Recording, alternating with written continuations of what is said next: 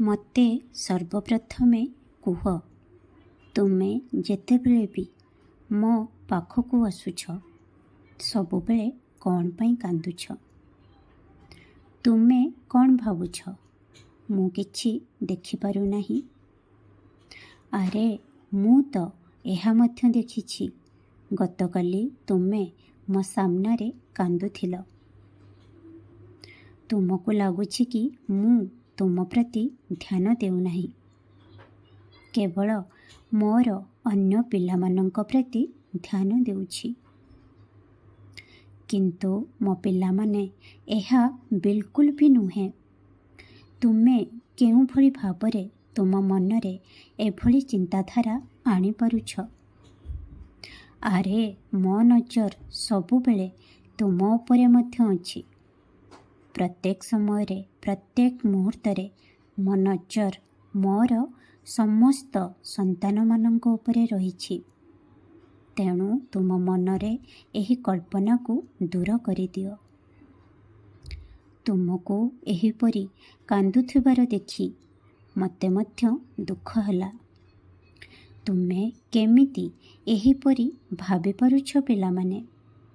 ଯଦି ମୁଁ ତୁମର ଗୋଟିଏ ଇଚ୍ଛାକୁ ତୁରନ୍ତ ପୂରଣ କରୁନାହିଁ ମାନେ ଏହାର ଅର୍ଥ ହେଉଛି କି ମୁଁ ତୁମ ପ୍ରତି ଧ୍ୟାନ ଦେଉନାହିଁ।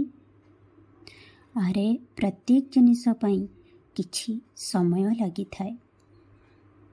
ମୁଁ ମଧ୍ୟ ତୁମର ସେହି ଇଚ୍ଛାକୁ ପୂର୍ଣ୍ଣ କରିବି ଏବଂ ତାହା ମଧ୍ୟ ହେଉଛି।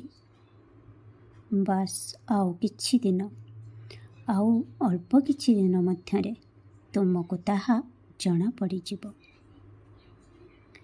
ପୁରା ଦିନ କାଲି ତୁମେ ମୋ ଉପରେ ରାଗିଥିଲ।